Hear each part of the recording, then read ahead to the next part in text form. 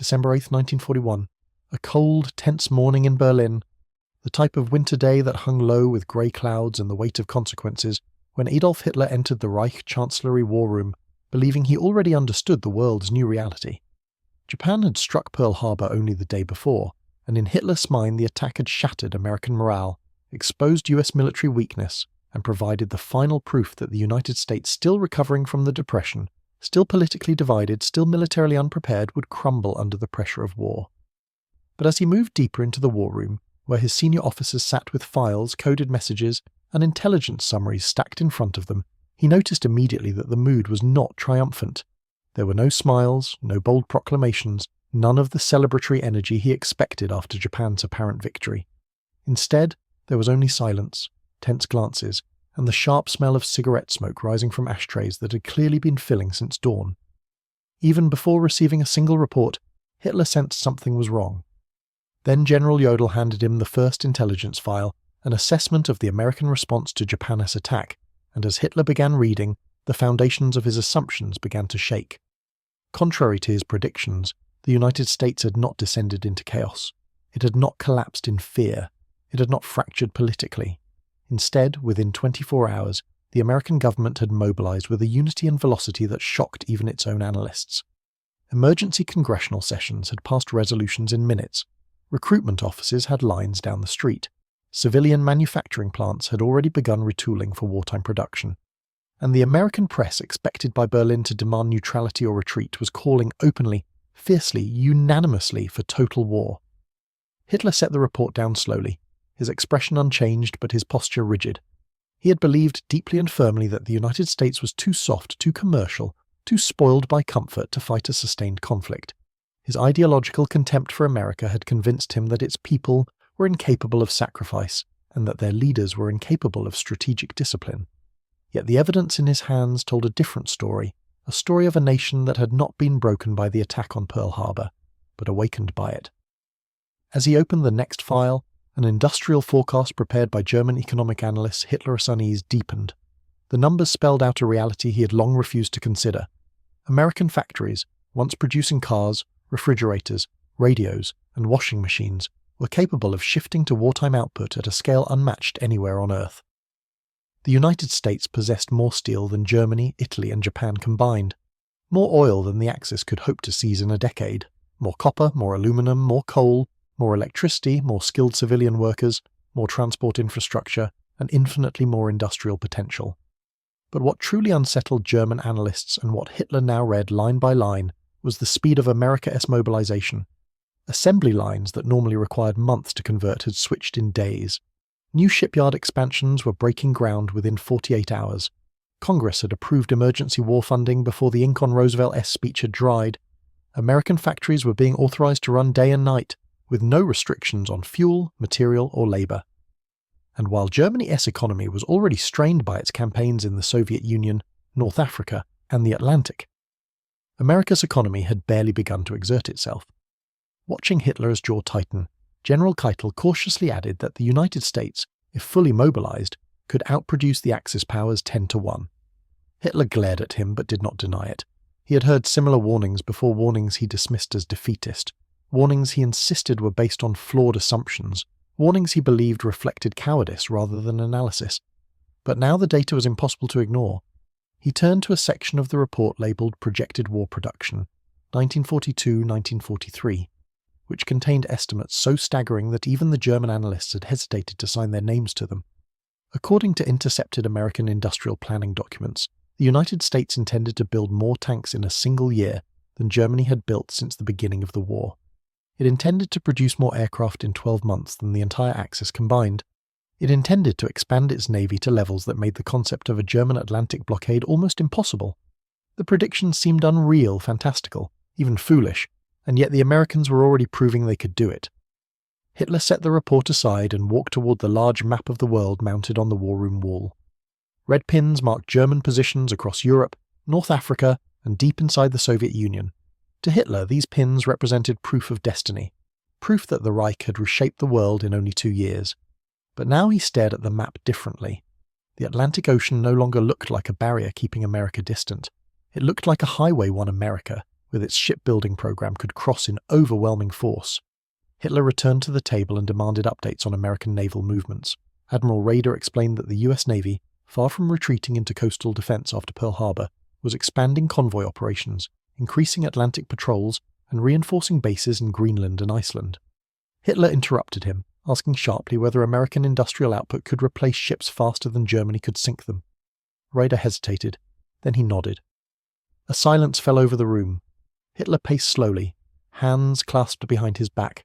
Another officer handed him a domestic intelligence report describing the reaction of the American public, millions of citizens volunteering, thousands of factories requesting authorization to convert to wartime production, citizens donating aluminum pots and household scrap metal to support aircraft construction, and universities offering scientific support to the war effort. Hitler exhaled sharply.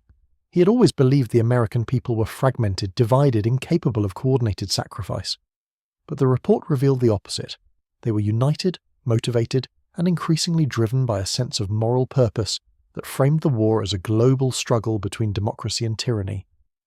Hitler muttered something under his breath, too quiet for the stenographers to record, but witnesses later recalled one phrase: "We have awakened a sleeping giant." It was not a public statement, nor an admission of defeat, but a moment of clarity born from the accumulation of intelligence he could no longer ignore. He had not merely gained a new enemy. He had provoked the most industrially powerful nation on the planet, and he had done so voluntarily. Turning back to the table, Hitler demanded projections on how long it would take for America to achieve full mobilization. Jodl estimated 18 months. Keitel estimated 12. A junior analyst suggested it could be even faster. The room grew tense. If America achieved full strength by 1943, Germany's position would be catastrophic. The Eastern Front was already draining manpower at unprecedented rates, supply lines were overstretched, and oil reserves were dwindling. Fighting a war of attrition against the Soviet Union was difficult enough, but fighting both the Soviets and a fully mobilized America would be impossible. One general remarked that Germany had entered a war it could not mathematically win. Hitler shot him a murderous glare, but again he did not deny it. For the first time since the war began, Hitler understood that his ideological assumptions had blinded him. He had believed propaganda instead of data. He had believed contempt instead of analysis. He had believed that America's strength was an illusion. It was not. And now, standing in the cold echo of the war room, with the maps, reports, and whispered fears of his generals surrounding him, Hitler realized the full consequences of Japan's attack, a decision he had celebrated, encouraged, and publicly praised. He had expected the United States to retreat from the world stage. Instead, it was preparing to dominate it. Germany had forced the giant awake, and now the giant was rising, slowly, methodically, relentlessly, and there was no way to stop it. December 11th, 1941, 3 days after Hitler first read the intelligence reports that shook the confidence he had carried throughout the war, he entered another closed-door meeting inside the Reich Chancellery, this time with a decision already forming in his mind, and what followed would become one of the most consequential miscalculations in modern history. Hitler stood before his generals and announced that Germany would declare war on the United States, not because it was strategically necessary, not because Germany was attacked, not because the situation demanded it, but because he believed, despite the evidence pouring across his desk, that America was a weak, disorganized nation, incapable of waging global conflict, a nation he could intimidate into retreat simply by invoking the authority of the Reich. Yet even as he delivered this decision with theatrical confidence, several of his commanders exchanged uneasy glances, for they had spent the past 72 hours analyzing documents, reports, and intercepted communications proving that the United States was mobilizing with a speed and scale unprecedented in its history, and that Hitler's belief in American fragility was a dangerous illusion. But none dared oppose him publicly, for the Führer's authority was absolute and disobedience was unthinkable in a regime built on fear, ambition, and unquestioned loyalty. And so, in that smoke-filled room, the decision was made, a decision that stunned the world, alarmed even some Axis leaders, and electrified the American government, which interpreted Germany's declaration not as a gesture of strength, but as a catastrophic strategic error, for it allowed Roosevelt to unify his nation for a global war without political constraint. But what mattered most in this moment were the private thoughts passing through Hitler's mind, the turmoil he attempted to suppress even as he gave the order, the knowledge he had tried to ignore ever since reading those detailed American industrial projections hinting at a future in which the United States would become an unstoppable force. And indeed, after the meeting dispersed, Hitler remained alone with his closest adjutants and revealed a rare moment of fear. He admitted that if America truly committed itself to war, if its factories ran at full capacity, if its population unified behind a common cause, then Germany's strategic position would become precarious. Fatally precarious, especially with the Eastern Front consuming manpower at a rate the Reich could not sustain. He paced across the marble floor, voice rising as he spoke of American potential production of aircraft, tanks and naval vessels, admitting that the numbers he had read seemed unbelievable, almost unreal, yet they were backed by intelligence sources the German High Command trusted, and Hitler knew that ignoring them entirely was impossible. He told his adjutants that America had no fighting spirit, that its soldiers were soft, undisciplined, incapable of matching German tactical superiority. But then, contradicting himself, he conceded that quantity had a quality of its own, and if America produced enough machines, enough ships, enough vehicles, it might overwhelm the Axis through sheer scale and endurance, and not because of battlefield brilliance, but because of industrial dominance. This contradiction between Hitler's ideology and the reality confronting him marked the beginning of a psychological unravelling. He believed in the superiority of German soldiers, the superiority of German strategy, the superiority of German technology, yet each new intelligence report showed that America was rapidly closing the gap in experience, and perhaps even surpassing Germany in innovation, especially when it came to mechanized warfare, long-range bombing and naval construction. And so, after Germany officially declared war on the United States and Goebbels prepared propaganda explaining the decision to the German people, Hitler sat again in his war room with new reports covering the table, each file reinforcing the dawning realization that he had indeed awakened a giant. For American industrialists Henry Kaiser, Henry Ford, William Knudsen were already reconfiguring vast assembly lines to produce aircraft carriers, Liberty ships, Sherman tanks, and B-17 bombers in quantities the world had never witnessed. Hitler's generals began whispering concerns about American training programs, which were scaling up faster than German replacements could be trained for the Eastern Front, and about American shipyards, which were constructing destroyers, cruisers, and carriers at a rate that would soon shift the balance of naval power irreversibly, and about American scientific institutions, which were mobilizing thousands of physicists, engineers, and chemists for wartime research.